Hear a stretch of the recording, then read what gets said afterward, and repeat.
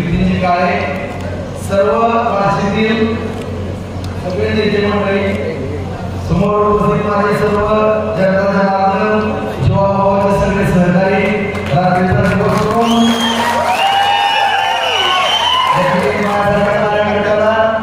या तालुक्याचं नेतृत्व केलं, 2 वर्ष आमदार केलं, 20 वर्षे पाणी समिती सातारली, 15 वर्षे गणपती सातारली, बाजार समिती, सगळ्या सोसायट्या, ग्रामपंचायती आणि सातत्यानं माझ्या शब्दाला मान दिला.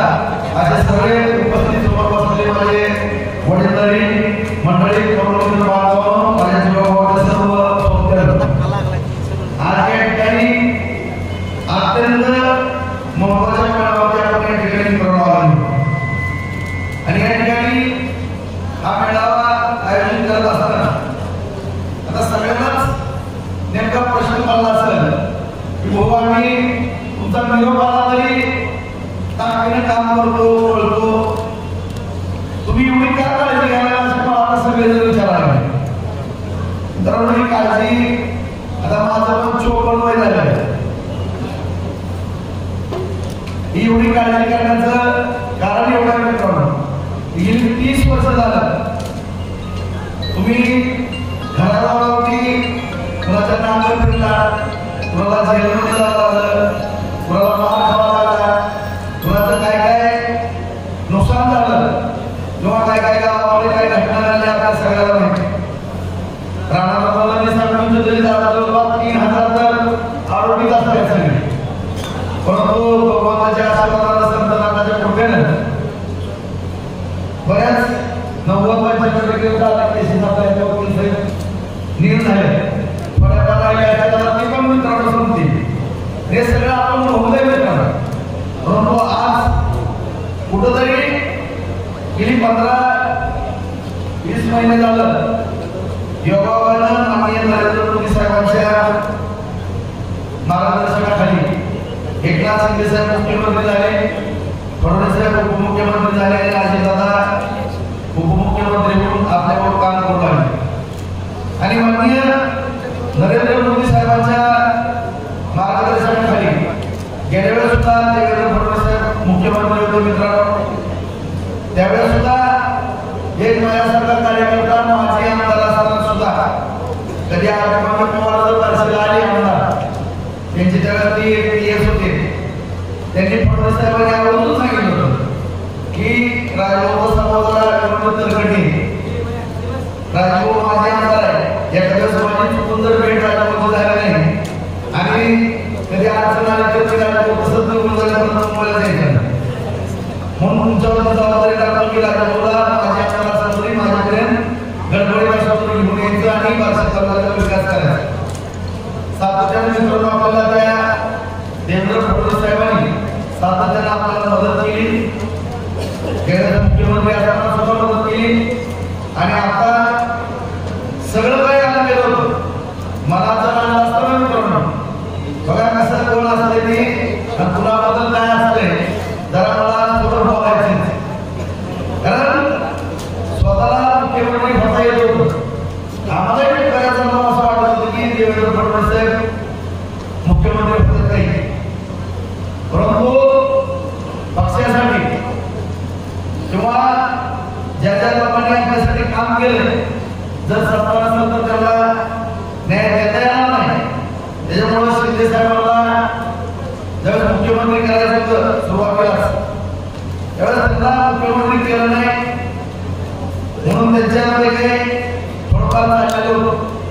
हा कागद आल्यानंतर शिंदे साहेबांबरोबर चर्चा झाली, शिंदे साहेब मला हे जवळच साक्षीदार आहे, मला बऱ्याच गोष्टी माहिती आणि शिंदे साहेबांचं काहीच मत नव्हतं पण मुख्यमंत्री व्हावं, परंतु सातत्यानं आम्हाला खासगीमध्ये बोलायला विषय आता जाहीर करण्याची वेळ या ठिकाणी आलेली आहे. राणादादा नितीनजी वेळ आवडून आलेली आहे, पण मुद्दा पण मी या ठिकाणी उल्लेख करायला सांगणार आहे, कारण मला काय फडणवीस साहेबांनी असं काय बोलू म्हणून सांगितलं नाही मित्रांनो, परंतु 58 वर्ष निघाले आरक्षणाच्या बाबतीत एवढ्या स्थैर्यामध्ये मोर्चे हाताळायला एक नियम मुख्यमंत्री केला जातो, कुठेही खडा पडलेला आणि मराठा समाजाला पण त्या स्वाभिमानानं जिद्दीनं आणि चित्र छत्रपती शिवरायांचा आदर्श डोळ्यासमोर ठेवून त्या ठिकाणी मोर्चे काढले, आरक्षणाची मागणी केली आणि अत्यंत शिस्तप्रिय अशा जगात वर्ल्डमध्ये नोंद केली, जागतिक नोंद त्या ठिकाणी मराठा समाजाची आणि त्यांनी काम करत असताना सर्व जाती धर्माला बरोबर घेऊन या राज्याचा विकास करण्याच्या दृष्टिकोनातून काम केलं आणि आताही मी मला मानल्यासारखं मुख्यमंत्री होता येत होतं, परंतु एक मराठा समाजाचं नेतृत्व एकनाथ शिंदे साहेबांना त्या ठिकाणी मुख्यमंत्री केलं होतं. स्वतः सत्तेच्या बाहेर राहणार होते, परंतु वर्णन पण आता शिवरायांच्या जवळच होतो, नाही म्हणजे सत्तेच्या बाहेर जाणार नाही. हे सगळे आमदार सांभाळायचे कोणी आणि काम शिवाय तुमच्या कामाचा तुम्हाला दीर्घ अनुभव आहे. आमच्या समोर कोण आला त्यांचा त्यांनी अगोदर केवळती जाहीर केलं की देवेंद्र फडणवीसची उपमुख्यमंत्री पदाची शपथ घेणार, बरोबर आणि ते सत्तेच्या बाहेर जाऊन पक्षाच्या अध्यक्षपद म्हणून काम करणार होते, परंतु पक्षाने सांगितलं म्हणजे उपमुख्यमंत्री झाले आणि खऱ्या अर्थानं त्या ठिकाणावर ज्या पद्धतीनं त्यांना काम करायची होती किंवा सत्ता स्थापन करायची होती, कारण ते मुख्यमंत्री म्हणत असताना काही लोकांनी तिथं जागा पट्टा केला आपण सगळ्यालाच माहिती आणि त्यांना जे काम करायची होती त्या पद्धतीनं आपण विकास कामाकडे वळलो. आपल्या बार्शी तालुक्यालाही त्याचा फार मोठ्या प्रमाणामध्ये मित्रांनो या ठिकाणी फायदा झाला आहे. आज आपण पाहतोय की मला सांगितलं की आपल्या तालुक्यामध्ये कटकटी भांडणं ह्याचं नुकसान ह्याच्याशिवाय आपण काय पाहिलं नाही, परंतु तुम्ही सगळे प्रमुख पदाधिकारी कार्यकर्ते सरपंच ग्रामपंचायत सदस्य सोसायटीचे चेअरमन सगळे सदस्य प्रमुख नावावर असलेली गावामध्ये कारभार करणारी सगळी कारभारी मंडळी या ठिकाणी उपस्थित आहेत. आपल्याला आणखी जयंतीमध्ये सुरुवात करायची. आता आपण 13 तारखेला प्रमुख गाव आहे, प्रत्येक प्रमुख पदाधिकाऱ्याला बोलवून घ्या. उद्या 16 तारखेला जवळपास 4 पंचायत समिती आहेत, 17 तारखेला 4 पंचायत समिती आहेत, त्या 16 पदाधिकारी आलेले असतील त्याला सुद्धा विनंती करतो की माझ्याबरोबर डायरेक्ट फेस टू फेस मला व्यक्तिगत आपण सगळ्यांना बोलायचं आणि त्या निमित्तानं ज्यांना फोन केले किंवा निरोप दिले त्या सगळ्यांनीच बाजार समितीमध्ये उद्या 10 ते 12, 12 ते 2, 4 ते 6 आणि 6 ते 8 अशी एक पंचायत समिती घेतलेली, परवा दिवशी पंचायत समिती घेतलेली त्या ठिकाणी उपस्थित राहायचं. मित्रांनो आपल्याला सगळ्या गोष्टी या ठिकाणी सविस्तर समजून सांगणार ज्या पद्धतीने महाराष्ट्रात सांगतो त्या जातात, कारण आज या ठिकाणी आपण पाहतो की निसर्ग सातत्याने वेगळ्या दिशेला पोहोचतोय, कधी दुष्काळ, कधी गारपीट, कधी अतिवृष्टी आणि या सगळ्या गोष्टीचा विचार करून पाठीमागे सुद्धा आपल्याला आठवलं असेल की पाठीमागे सुद्धा सांगितलं की आपण सुद्धा आपल्या बार्शी तालुक्याला पीक विमा मिळत नव्हता, अतिवृष्टीचा आपल्याला अनुदान मिळत असायचं, सध्याच्या पावसाचं नुकसान मिळत नव्हतं, दुष्काळाच्या पैशाची अडचण असायची. म्हणून दादाला सांगितलं दादा आम्ही धाराशिव जिल्ह्यामध्ये उस्मानाबाद जिल्ह्यामध्ये यायचं, पण आमच्या पंचायत समितीचा पण ठराव केला आणि नगरपालिकेचा पण ठराव करून गावासारखं तरी ग्रामपंचायतीचा पण ठराव होता, कारण पंचायत बॉर्डर आपली मराठवाड्याची आणि अशा पद्धतीची आमची अडचण होती. परंतु सुधारणा मी मला सांगितलं की फडणवीस मुख्यमंत्री होते मी माझ्या अंतर त्यावेळेस गोष्ट आम्हाला पीक विमा झाला आणि आज सततचा पाऊस, अतिवृष्टी, दुष्काळ, पीक विमा मला वाटतं कुठं काय राहिलं नाही. अजून हे मी तुम्हाला सांगतो की आपल्या गावावर कारण मी चर्चा करत असताना ते थोड्या गोष्टी काय माझ्या कानावर येतात, या सगळ्या गोष्टी आपण जनतेला जर क्लिअर स्पष्टपणे सांगितल्या तर त्याच्या डोक्यामध्ये कुठला एखादा किंतु असतं तो निघून जातो आणि आपल्याला मात्र घेण्यामध्ये काय अडचण येणार नाही. आज शेतकऱ्याच्या बाबतीमध्ये आपण ग्रामीण भागातली सगळी मंडळी, मी शेतकरी सगळे आपले ग्रामीण भाग आहे. एका बाजूला विरोधी पक्षाकडे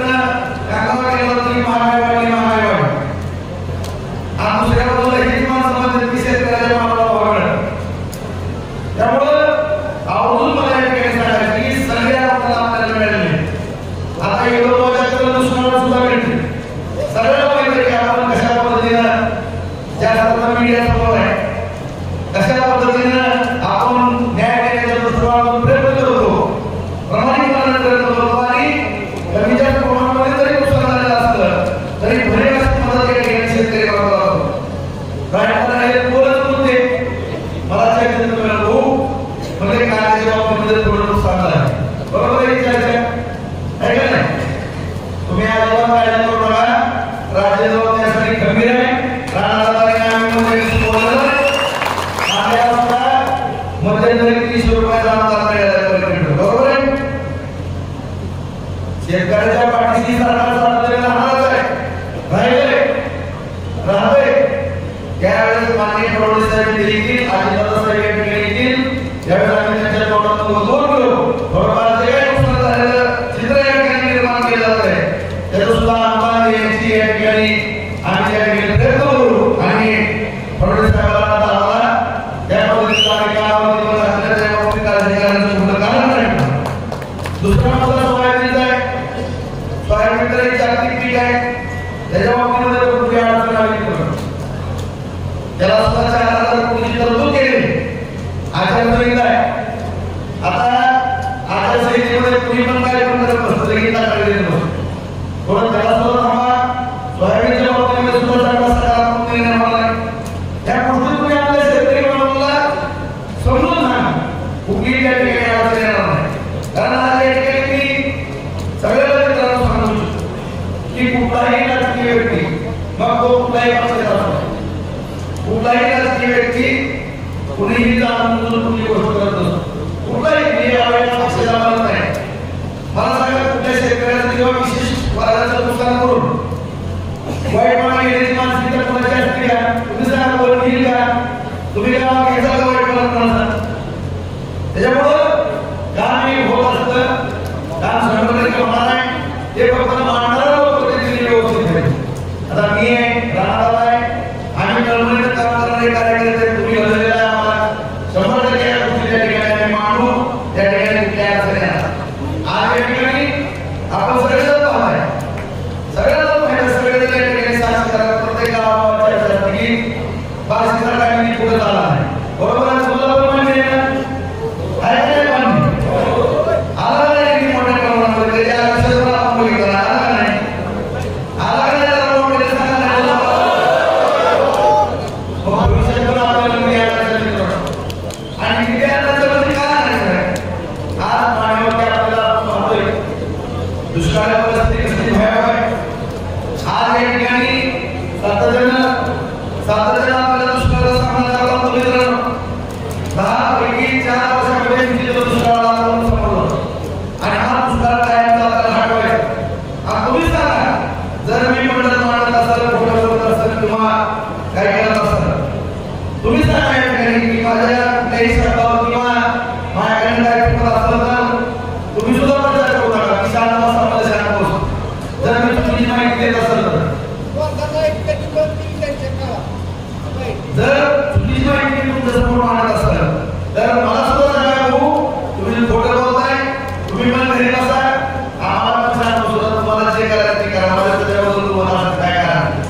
परंतु आज आपण एवढ्या कष्ट केले, एवढं भयानक कष्ट केलेलं आहे, एवढा त्रास झालेला आहे आणि कुठंतरी या तालुक्याला एक वेगळी दिशा मिळायला लागली. तालुका अजून सक्षम लागलेला आहे आणि याच्यामध्ये काही जर मिळवा घालण्याचा प्रयत्न करा. पुढे तुम्ही काय करायला काय नाही त्याच्यावर येणार. परंतु मला एवढं काही ठिकाणी सांगायचं या तुम्ही सगळे साक्षी करा. 1996 जिल्ह्यात बरोबर कधी जेवण तुम्ही कधी 5,000 कोटीच्या पैसे आले का जेवण करा. आले का तुम्ही सांगा. आले का पैसे करा. परंतु याचा वेळेस आख्या महाराष्ट्रामध्ये मला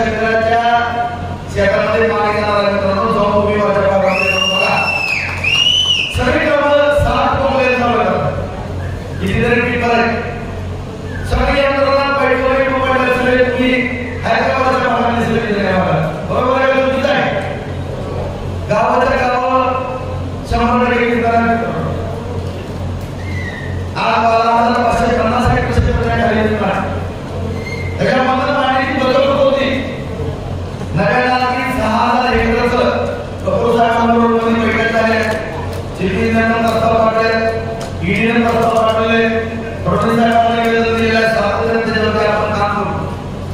डिसेंबरमध्ये तावडीच्या तळ्यात पाणी वाढणार आहे. तावडीच्या तळ्याचं पाणी खांबोच्या टीव्हीच्या माळावरून येतं आपण. तिथून ते पाणी भोगावती नदीत जाणार आहे आणि नव्यानं 20 गावांचा समावेश केला त्या ठिकाणी 6,000 एकर. आज या ठिकाणी आदरणीय नाना त्यावेळेस म्हणायचे रस्ता तुझ्या माळावरती पाणी सोबत दिवसाची जमिनीला मीटर आल्याची त्यावेळेला दाखवलं. ते शक्य नव्हतं कारण श्रीनाथ भोगावती जोड लावण्यासाठी आंदोलन झाले. मी इल्ल्यामध्ये गेलो तिथं बैठकीत त्याने सगळ्या अधिकाऱ्यांना माहिती सर्वेक्षण केलं. तर आपण निरोगमध्ये पाणी घेतोय, आपण उन्हाळ्यात खाली गेलं पाईपमध्ये पाणी घेतोय, त्यामध्ये कोणपणे असेल कोणपणे असेल कोणपणे सगळं ते कलिंगडाची नाणी पुढे तो सगळं भाग भोगावच्या मालवडी सुद्धा केलं, सगळं भाग त्या ठिकाणी घेतलं.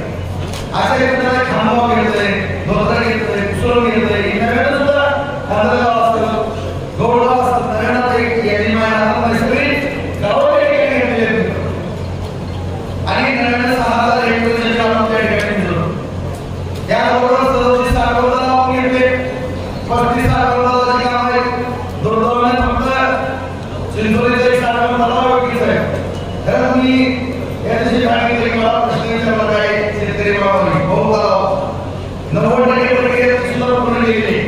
3 वेळेस रेखा साहेबांनी बैठक घेतलेली, एक वेळेस मुंबईवर साहेब वन खात्याची बैठक, कारण त्या ठिकाणी वन खातं रेल्वे आणि नॅशनल हायवे अशी ती मोठी अडचण आहे आणि ते सुद्धा कामासाठी लागले.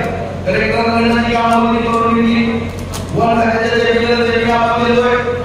त्याचबरोबर नॅशनल हायवेला बोलण्यासाठी काम होणार आहे, ठिकाणाचं काम चालू आहे. त्याचा व्यवस्थापन आपण वर्षाला करून घेतोय.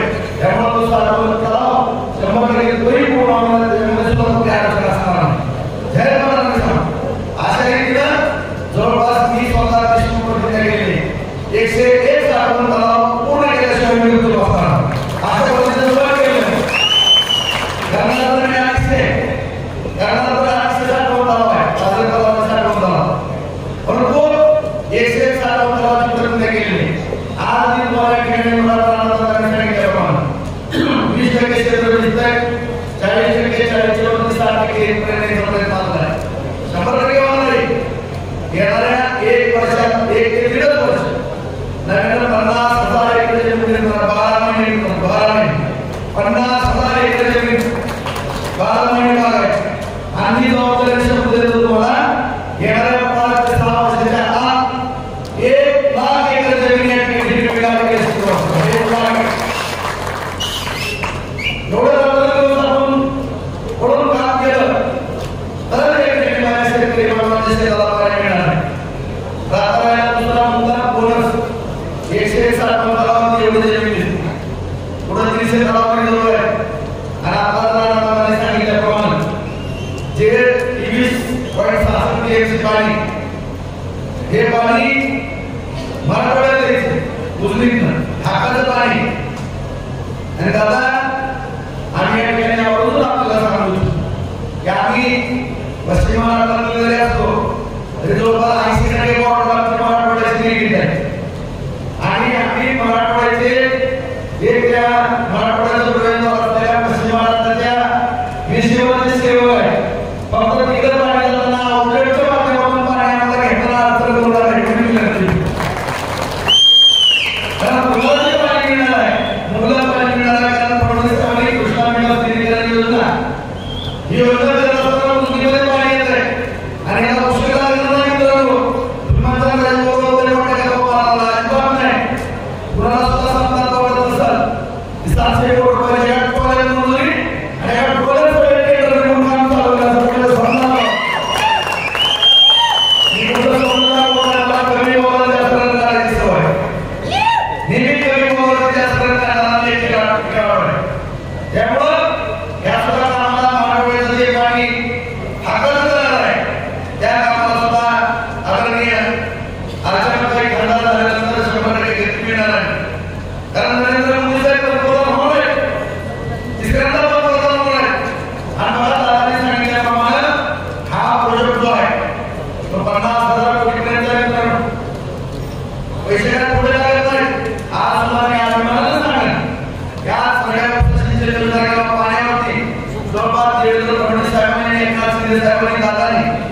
30,000 कोटी रुपये राज्यामध्ये खर्च केल्याने मित्रांनो आकडेवारी घ्या तुम्ही आणि संपूर्ण लक्ष शेतकऱ्यावरती शेती दिली पाहिजे शेतीला पाणी मिळालं पाहिजे शेतकरी संपन्न झाला पाहिजे शेतकऱ्याची प्रगती झाली पाहिजे या दृष्टिकोनातून सातत्यानं प्रयत्न चालू आहे तुम्ही बघा या सगळ्यामुळे किती ठिकाणी गोंधळ आहे 7 विदर्भामध्ये गॅरंटी होती मराठवाड्यात पश्चिम महाराष्ट्रात होती कोकणात होती काय कुठल्या वेळेस सरकारने मदत केली मला सांगा दाखव मी आकडेवारी तुम्हाला माहिती नाही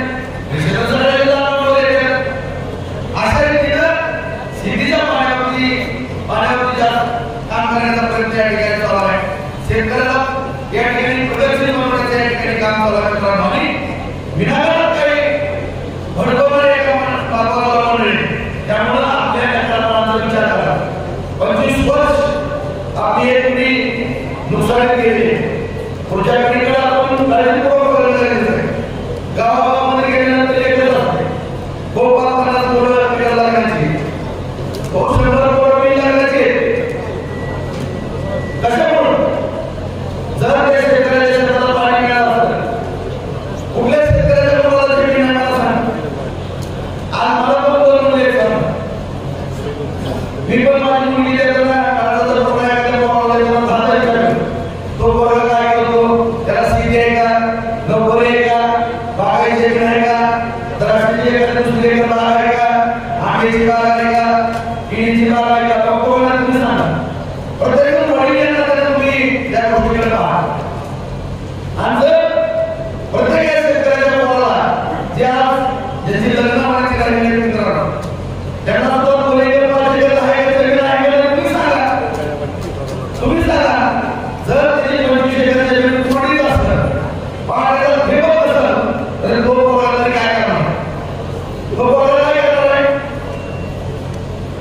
कोणी गाव मोबाईल घेऊन बसणार आहे परत त्याला त्याच्यावरती ढापा ठेवणारच आहे हे काम बोलायचं काय कामाला करायचं तरी करायचं काय नाही आज या ठिकाणी ही परिस्थिती बदलण्याकरता थोडासा पाणी उपलब्ध करून दिलं तर तो तसं काम करेल ना एखाद्या त्याला 10-20 लाखाच्या वर्षाला उत्पन्न आलं तर एखादा 15 लाखाचा एखादी मोटरसायकल घेईल आणि मग एखादा मुलीचा वडील हसून खेळलं ना बाबा माझी मुलगी त्याला द्यायला ही परिस्थिती निर्माण होऊ शकते घरात जबाबदार असतात ते लोक कुठे असतात तुम्हाला प्रामाणिक सांगा एखाद्याने फोन करून टाकली आणि पुढे एखादी इस्त्री जागा दिली घरी लग्न होणार नाही कळलं असतं मी याची भाषा दाखवल्या दोन मुलाला कशाने फोन करत राहतो तर तुम्ही काय त्याच्यामुळे फोन फोन तुम्ही तर सगळे असते प्रत्येक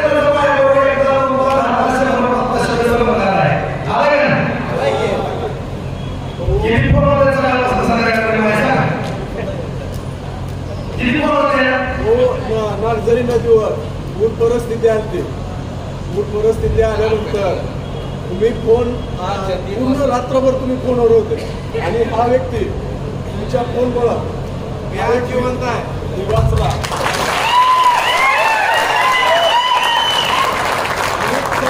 एक व्यक्ती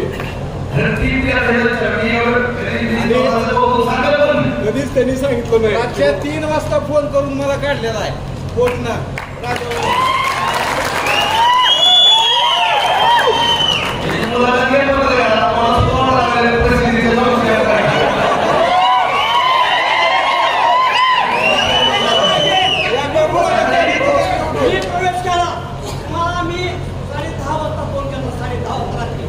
सकाळी 11:30च्या आत मला तुमचा फोन आलेला पहिल्यांदा प्रवेश केलेला असा अंदाज पैकी